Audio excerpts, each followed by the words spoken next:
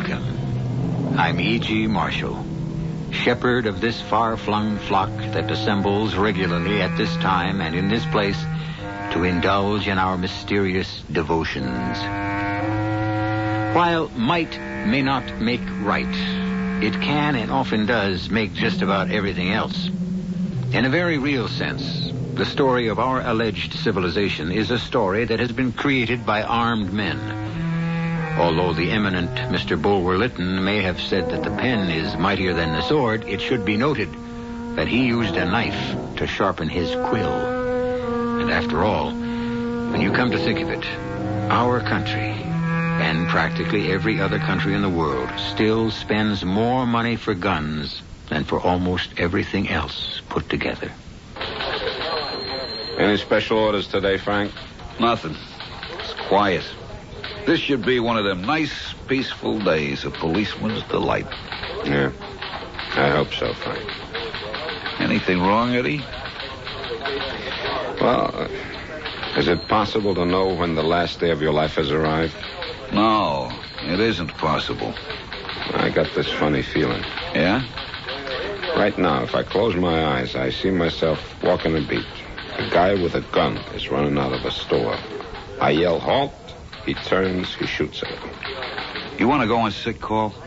No, I get this feeling every day. Eddie, you're the most sensible guy in the precinct. It's just a crazy feeling. And it always passes. Except today. Except today, what? Nothing. Nothing. I'll be okay. I know I'll be okay.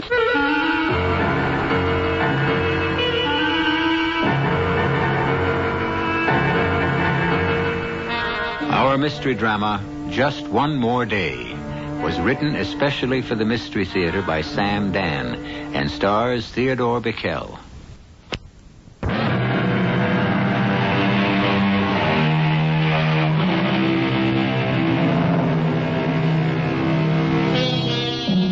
His name is Edward Mason, and this is the early morning of a very special day in his life.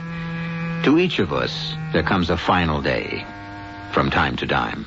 A last day, a day which marks a divide. And today is one of those special days for Eddie, because it is the last day that Eddie will spend as a police officer. This is the 9,855th day that Eddie has been on the force, and it marks a total of 27 years.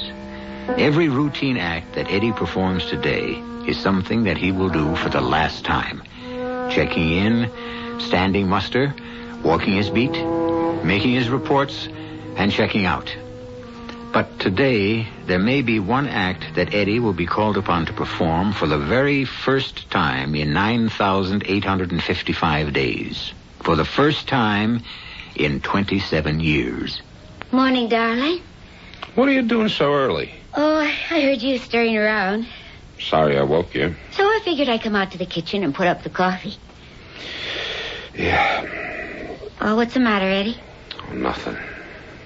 Same dream, huh? Yeah, same dream. I've been dreaming that dream now for, I guess, for the last 6-8 months. But it's never been so real. You know what you ought to do with that vivid imagination of yours, Eddie? I'm sitting in Mom's candy store, eating a dish of ice cream, vanilla, with strawberry syrup. You should become a writer, Eddie. I'm aware of how creamy white that ice cream is. And the strawberry syrup is red, like blood. Maybe go back to school. Take a writing course. Usually you don't dream in such sharp detail, you know. And then there's this kid. He's maybe 17, 18. One of the local punks. His name is Tommy. Comes running in. Oh, Eddie, it's only a dream. He yells, there's a guy next door in D'Angelo's. He's got a gun.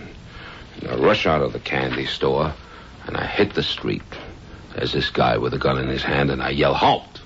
But he doesn't. He spins around and he fires. And what happens?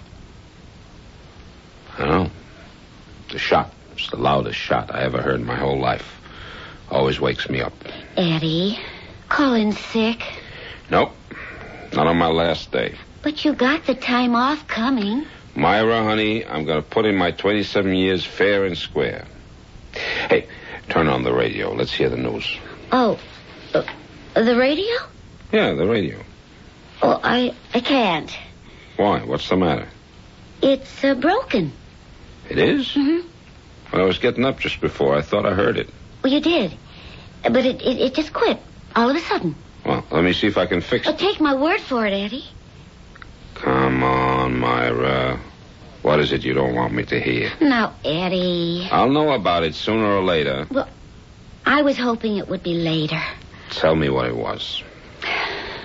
Well, a cop was shot early this morning. A holdup in an all-night cafeteria. Who? Kohler. George Kohler. Did you know him? You knew him, too. His father was the first partner I had on the force, Henry Kohler. Oh. He handed me the phone book. Oh, okay. I think the kid was with the Southwest Precinct. Now, Eddie, I want you to listen to me. Southwest, here it is. Oh, Eddie, please, don't go in today. Eddie, I'm afraid. Myra, take it easy. Sergeant Rowland, I'm Patrolman Edward Mason with the 25th Precinct. About Georgie Kohler, I called to see if he needs blood. Oh. Yeah, sure. Kid died an hour ago. Eddie. I think I better leave now. But you haven't even had your breakfast. Well, it being the last day and all, I want to get in early. Eddie, watch yourself. You know, that's what you always say, and that's what I always do.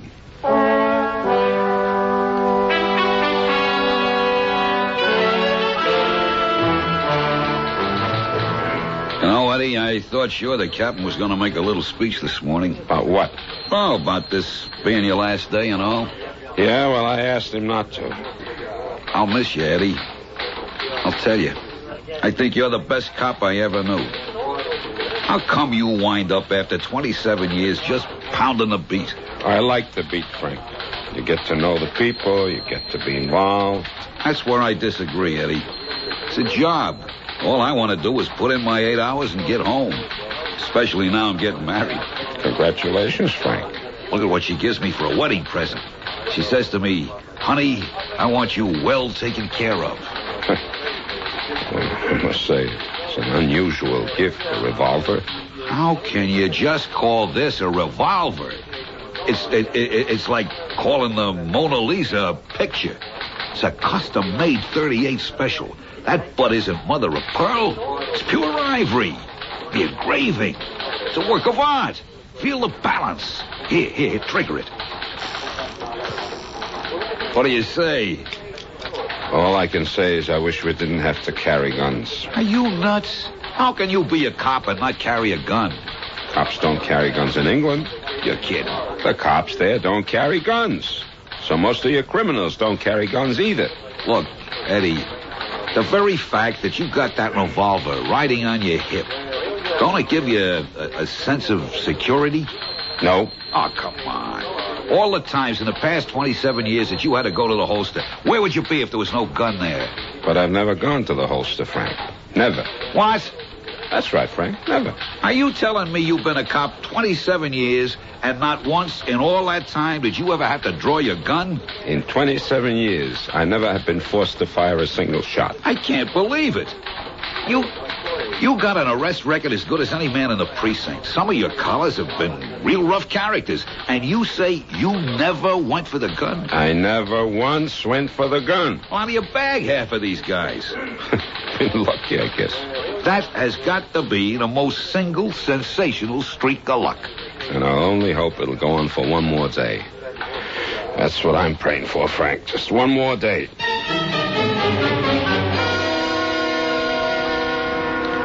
Hello, Tommy. Yeah. What do you want, copper? What do you want, Tommy? Well, it's a public street, ain't it? No, not exactly public. It's an alleyway used as a loading dock for this warehouse. You got any business here? Well, I'm just passing through.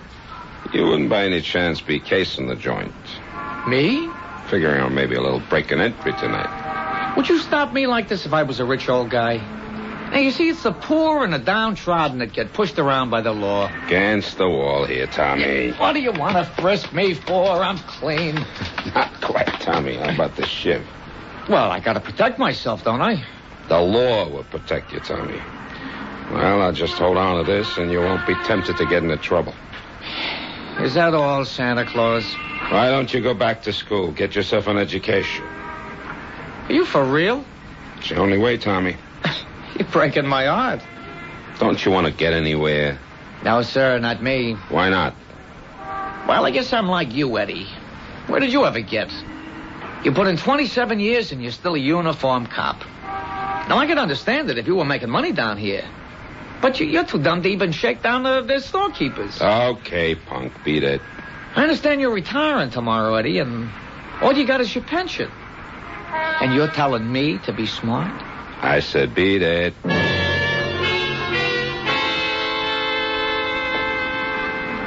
Well, good morning, Eddie. Good morning, Mom. Eddie, maybe you better come into the store for a minute. What is it, Mom? Well, I don't know. I got a funny feeling. You too? What do you mean, me too? What?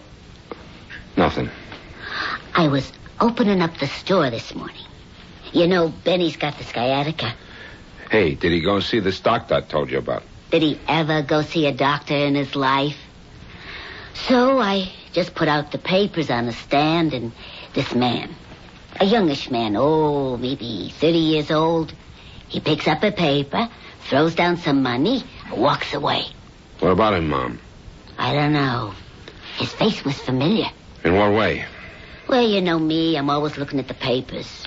I recognized him. Some gangster, you know? Gangster? Yeah, crook. A hold-up man. I seen that face in the papers. But I can't remember the name. Wait. In what connection would you have seen him in the paper? Well, like, maybe, a man that escaped from jail. Try and think, Mom. I'll try. But it ain't no good. You know me, Eddie. Let something once fly out of my head, and wild horses couldn't drag it back. Benny, he says the same thing. But you know who could tell you? Who? This kid, Tommy. He eats breakfast with me here every morning. What can I do? The father's a drunk, and the mother, Tommy's seen him, too. So I says to Tommy, Tommy, do you know who that is? And he says, no, I don't. But I could tell by the way he said, no, I don't. The answer was, yes, I do. Tommy, huh? Mm-hmm. Maybe I can get it out of him. Eddie, don't bother with it. What do you mean, don't bother with it? Well, in the first place, he ain't gonna tell you. And in the second place, it's your last day. On your last day, please, don't look for trouble.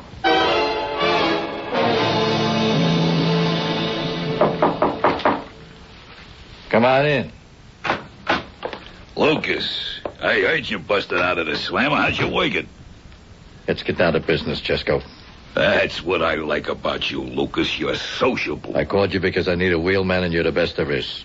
I used to be modest, but why fight it? You work 20, maybe 30 minutes. Tops. You get 25%. Of what? Come over by the window.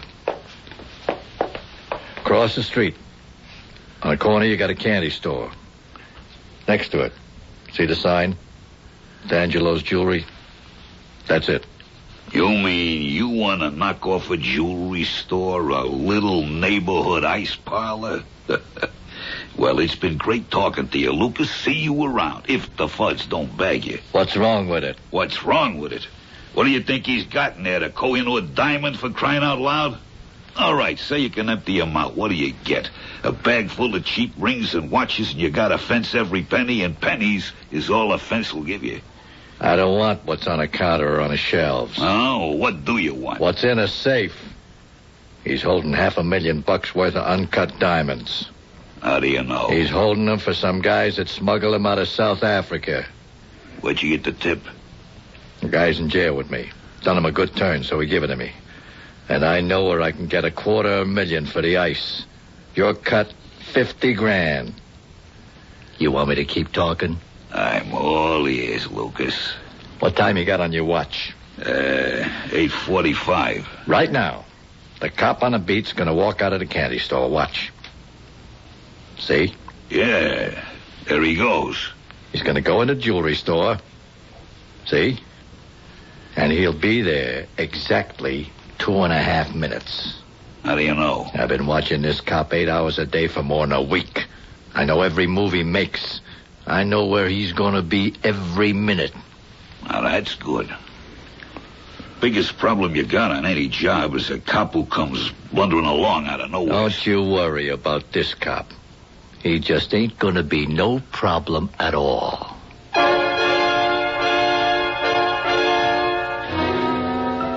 After 9,855 days on the job, will Patrolman Eddie Mason finally have to draw his service revolver in the line of duty?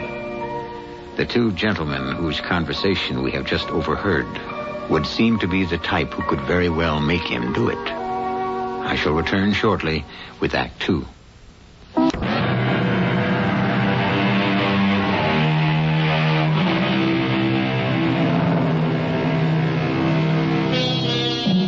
I am the master of my fate, says the poet. Not quite, answers the realist. And he would seem to have the best of the argument. The fact is, so much of our fate lies in the hands of others. Much of life is spent adjusting to or countering moves by other people. People who may neither know of nor care about our existence. Some of these may be good moves. Some are not such good moves.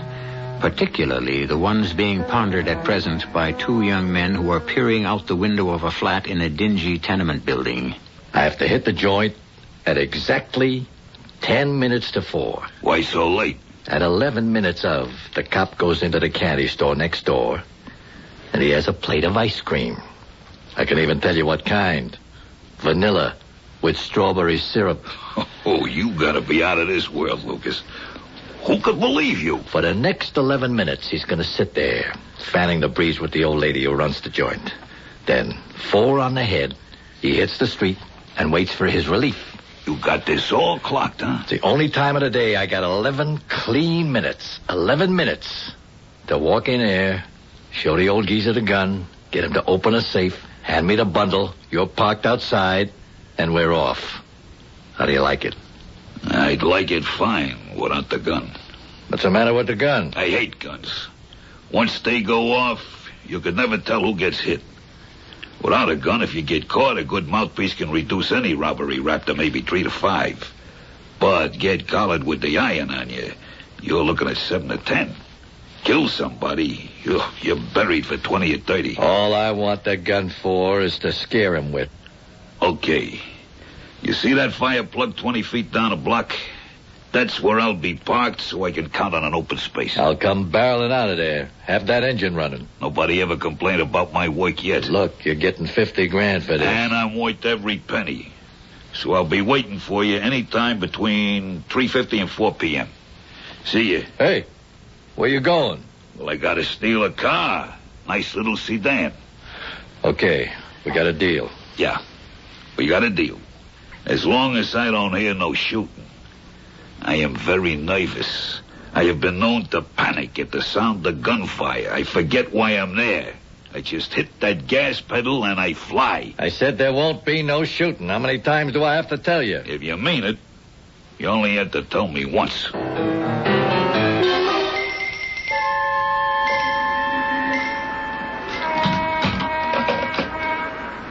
Yeah, you okay, Eddie? Sure. 9:30 check-in. You sure you're okay? Yeah. I'll mark it. Frank, listen.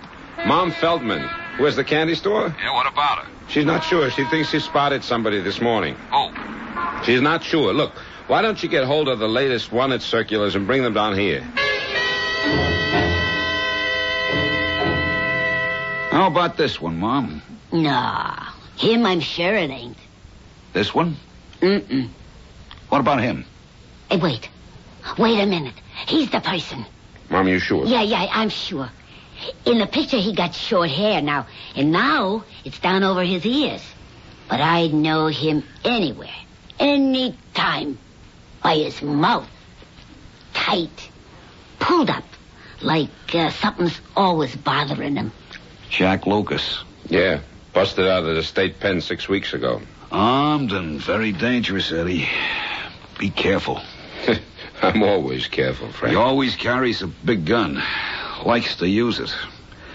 We better ask to have an extra car patrol the area. I'll tell you one thing, Eddie.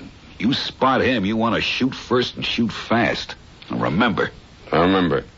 You see anything the least bit out of the way, call in. Okay, Frank. Thanks, Mom. My pleasure. Eddie, it's your last day. Why did you have... I have a job to do, Ma'am. I remember reading the name. Jack Lucas. Mad Dog Jackie. And he's here, in the neighborhood. Who says he has to be here? Maybe... Maybe what? Well, maybe he was just passing by. He could be miles away from here by now. Mom, he's here. Eddie, makes sense. Why would he be here? What's here? He's here, Mom. Why do you think I am wrong, Eddie? If I tell you, you'll say I'm crazy. Eddie, you crazy? It's impossible. Today is, the only thing I can think of to call it is, today is the day of the gun. The day of the gun? Now what is this, Eddie? The law of averages, Mom. The law of averages suddenly realizes that me, Edward Mason, has been breaking it far too long. Now that sounds crazy. I know. So today we have to have the day of the gun to make up for all the days we didn't have one. I wouldn't want to talk this way to anybody but you, Mom. Eddie, what is this about a gun? Wherever I turn today, I'm looking down the barrel of a gun. Last night, I dreamed about a gun. This morning, a cop I knew since he was a kid is gunned to death. Yeah, I heard it on the radio. I come to work, and Frank makes a big deal out of his brand-new custom-made service revolver. A gift from his fiancée, no less. What kind of gift? All right, to each his own. And now we have Mad Dog Jackie Lucas, who I think was weaned on a gun. Yeah, but what does he want here? I think he wants me. What kind of talk is this? Does he know you? No, Mom. And I don't know him either. Then what are you saying? I'm saying I got this feeling. I can't shake it.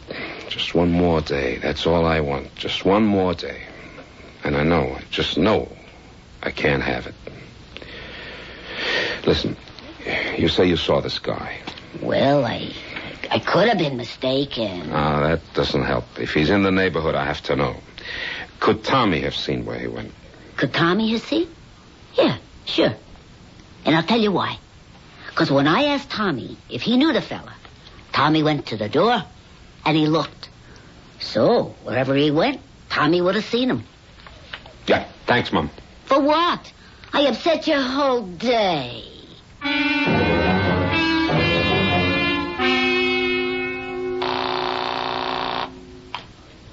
Hello, Eddie. How do you know it's Eddie? Oh, I was just sitting here wishing and hoping and praying you'd call. I guess it's what they call ESP. I just want to let you know it's 12 noon and all's well. How do you feel? Just great. Oh, it's so hard to believe. You only have 4 more hours to be a police officer. We got to eat out tonight and celebrate. We've been invited out. Yeah? By who? Oh, some old friends. Eddie? What is it? I was going to suggest something, but I know you won't do it. Honey, you know I'd do anything for you. Well, I wish that you'd call in sick and come home right now.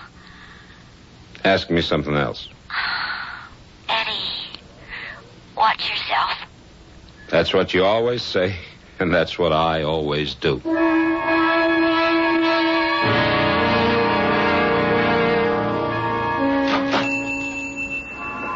Well, look who's here. Mr. Junior Gangster himself. Give me a chocolate malt, huh? I owe you $1.50 for breakfast, so just take it out of this. Where'd you get $10? I lifted a guy's wallet. I almost believe you. When are you going to get a job? Well, I may pull one tonight. Oh, was it going to end with you, Tommy? Eddie the cop wants to see you. Oh, yeah? Listen, Tommy. You remember that person we saw by a paper this morning? I didn't see no person. Do you know who he is? I don't know nothing. He is the one they called Jackie Mad Dog Lucas. I never heard of him. An escaped convict. A murderer. I can't prove nothing by me. Tommy, if a person like this is in the neighborhood, Eddie should know about it. A lot of things Eddie should know, but he's a chump.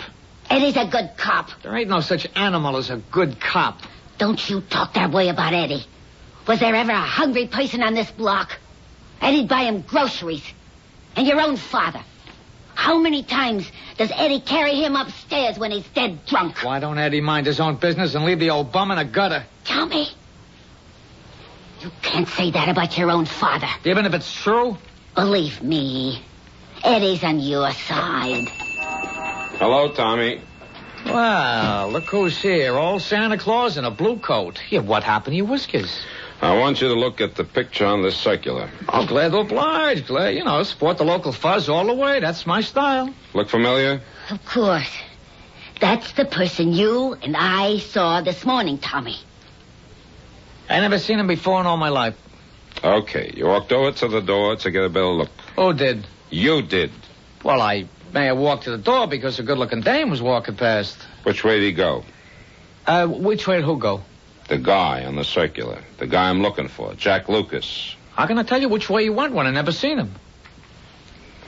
Okay, Tommy, have it your way. What do you mean, have it my way? What do you want from me? What am I, a cop? Am I supposed to go around looking for escaped cons? I don't get paid to wear a badge. Why do I have to do your work?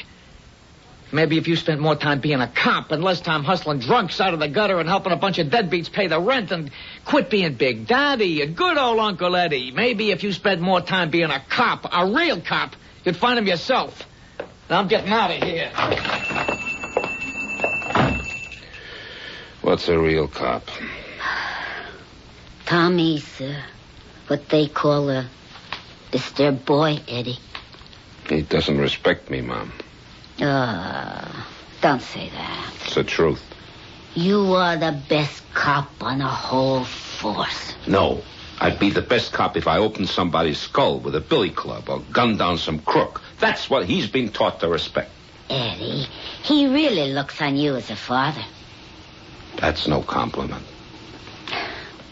Well, just think. Tomorrow, you'll be a retired man. Yeah. But that's tomorrow. Meanwhile, I still got today. Just one more day.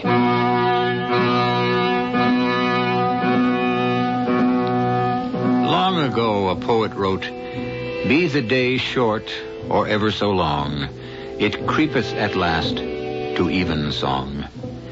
And the longest day for Patrolman Edward Mason also creeps reluctantly to its close. But before it ends, finally, a certain event is scheduled to take place. And looking at it analytically, there are three possibilities. A, it will be canceled. B, it will be postponed. C, it will happen. I shall return shortly with Act 3.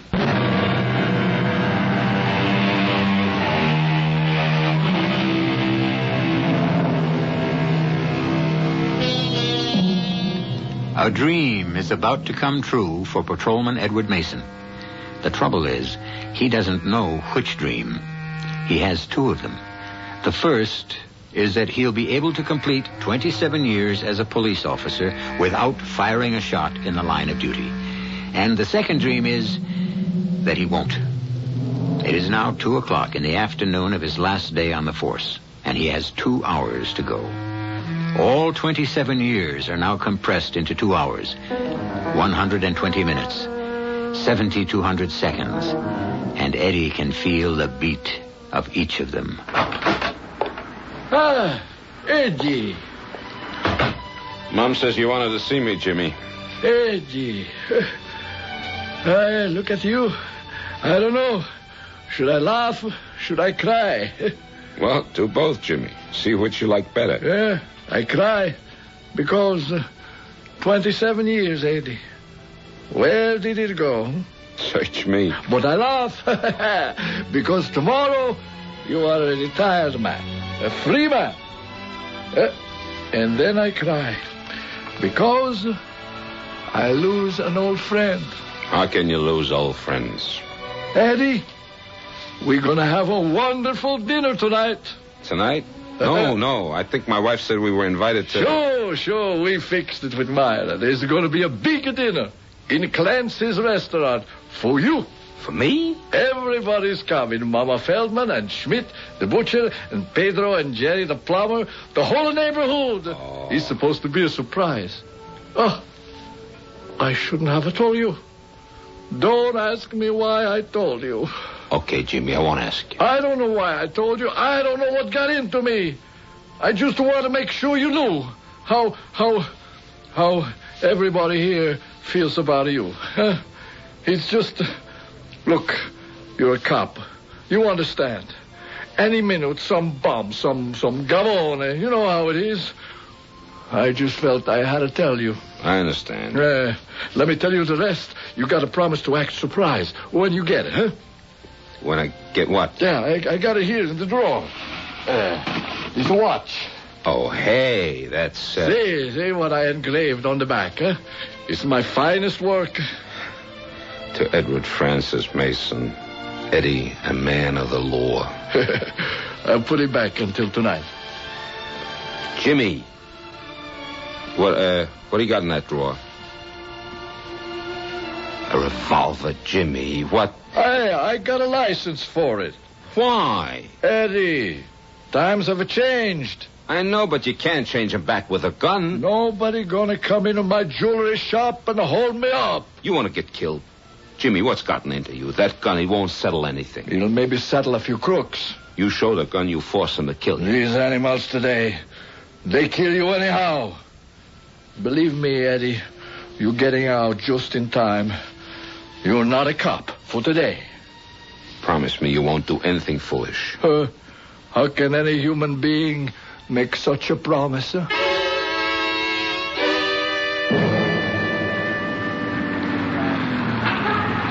Hey, Eddie. What's up, Frank? Nothing. Cruising the neighborhood. So's Rogers. Anyone spot anything? Not a smell. If Lucas is here, he's sacked up tight. I'll keep looking. Just think, Eddie. 40 more minutes. You're out of it forever. Why? Is it 20 after 3 already? As if you ain't clocking every second. I would say you're over the hump. 20 after 3. One more turn around the beat, and then I hand it over to Smitty. Between you and me, Eddie, I don't think Mom actually seen this mad dog Lucas. But if she did, he was just passing through. Yeah, see you back at the station house. Okay. And Eddie, keep your eyes open, huh?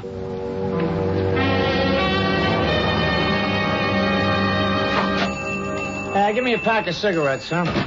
Tommy, you want to come to the dinner tonight? Me pay $5 to eat with a cop? I'll pay for you. Why don't you get off my back?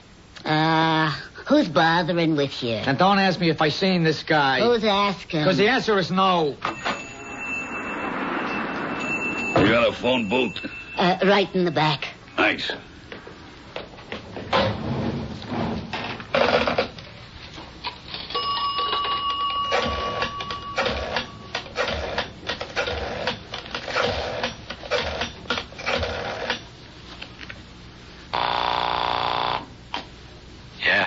It's me, Chesco.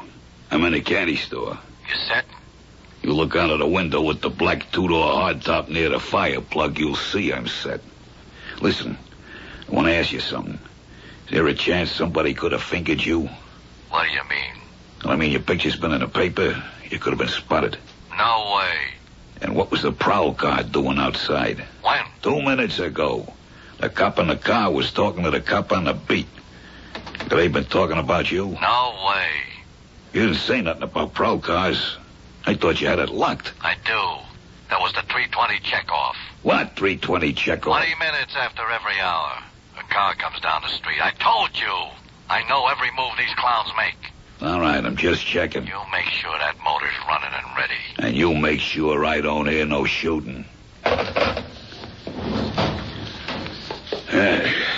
Hot day, huh? Yeah. It's like yesterday it was winter, and today it's summer.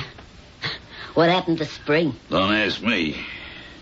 What do you get for an ice cream soda? 40 cents. I can remember when they cost a quarter. I can remember when I sold them for a dime. 40 cents, huh? But you get 2 scoops. Give me a black and white. Ain't it a crime the way prices are sky high today? Yeah, where will it end? Beats me. Tommy. I already paid the $5 for Benny. I said I ain't going. I just talked to Benny on the telephone. He can't even get out of bed. Why should the money go to waste? I'd starve to death first. I'll see you, Mom. Young people today. Yeah, no manners. We got a cop on the beat. Such a wonderful man. I couldn't begin to tell you. We're giving him a retirement dinner tonight. And that one don't want to go. No respect. Hey, is that the right time on your clock? Absolutely. We said it by the radio. It can't be 3:47. My watch stopped. How do you like that? Never stopped before. Take it next door. We got a jeweler, Mr. D'Angelo. The man's a genius. Eddie, you're 2 minutes early. That your car parked outside? Yeah, it is, officer. You're kind of close to the fire plug. Got to be 12 feet away. Okay, officer, I'll take care of it. Thanks for telling me. No, you can finish your soda. It's okay. I'm on a diet anyhow. What a nice young fellow. The usual? Yeah, might as well. Go easy on the syrup, though. Eddie, I can't tell you how glad I am the day is over. Yeah, it's just about over. And I made it. And I am so happy for you. I made it, Mom. But I cheated. What are you talking about? It's like a pitcher in baseball who's trying for a no-hitter. You know what I mean? From baseball, I know nothing. Well, the first couple of innings, he doesn't realize it. But as the game goes on, he becomes aware of it. I still don't understand. The gun thing, I mean. It's become bigger than anything else.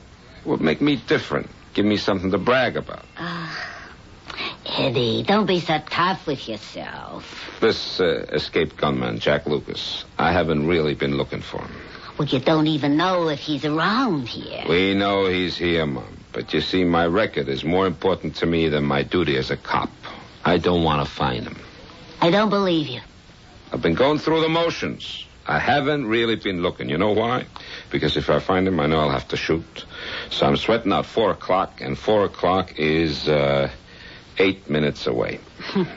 Eddie, you want to finish your career without using your gun. Not just for pride. I know myself, Mom. I know you better than you know yourself. You want to prove that a cop don't have to be a man as violent as the criminals. Except he wears a badge, and he's got the right to smash heads. How white the ice cream is, and the syrup is blood red.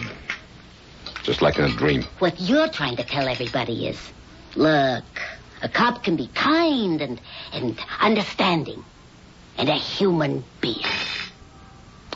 I don't think I can eat it, Mom. Eddie, something the matter? Hey, Eddie. Yeah, what is it? You gotta... What do you want, punk? Nothing. You're gonna like the cop who's gonna walk this beat tomorrow. He's your kind of cop. Eddie. What is he? Don't say I told you. Don't ever say I ratted, but... But what? Next door in D'Angelo's, it's a stick-up. He's got a gun. Phone the station house, Mom. Help! Help! Help! Help! Or I'll fire!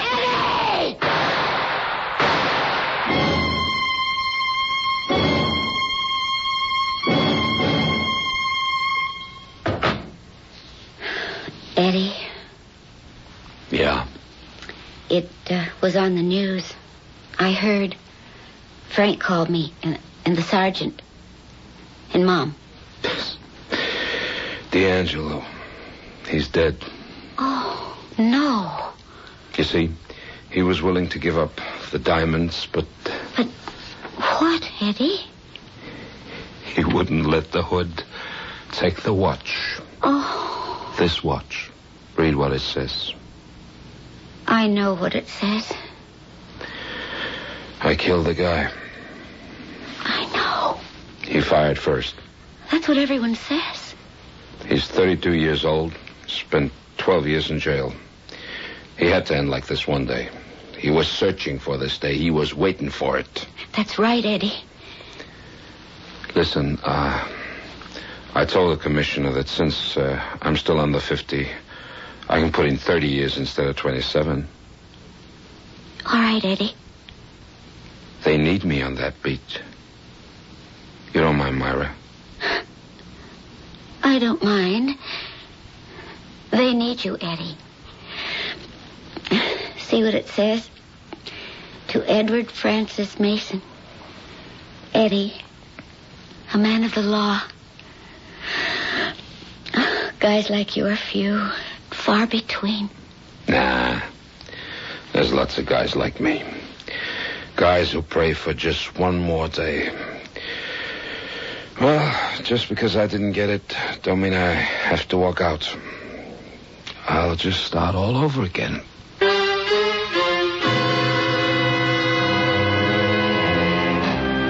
Just one more day. A modest enough request. There are so many days, so many uneventful days, so many dull days in which nothing happens. And yet, when Eddie Mason prayed for just one more of them, suddenly it became too precious a gift.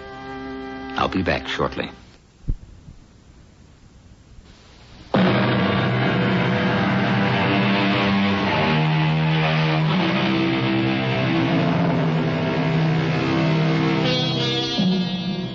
Because they come and go without effort, without notice, because one follows another swiftly and regularly, do not take your days for granted. Each is special. Each has its own meaning and its own place in the scheme of your life. Each one, added to the other, shapes the meaning of your existence. And hopefully, you will always be able to ask for and receive just one more day of whatever it takes to make you happy. Our cast included Theodore Bikel, Evie Jester, Jackson Beck, Ken Harvey, and Jack Grimes. The entire production was under the direction of Himan Brown. Hello, my name is Matt, and today I was supposed to get married to the girl I loved more than anything else in the world. Her name is Angela. See, we were all at my bachelor party doing shots, and then my buddy Mike, who I've known since we used to race tricycles together, whipped out some Coke in the bathroom. I did 4 spoons and died right there in the stall. Cardiac arrest, they said. A heart attack. In the last second before I died, I thought of Angie. And how we had everything. How she'd start a sentence and I'd finish it. Or how our hands fit together when we held. And the day we fell in love and the dunes at the beach. And that we cried the night we got engaged. And how she wanted boys. And I wanted anything with 10 fingers and 10 toes. How it was going to be. Matt and Angie. Angie. From the Partnership for a Drug-Free America. This is E.G. Marshall inviting you to return to our Mystery Theater for another adventure in the macabre. Until next time, pleasant dreams.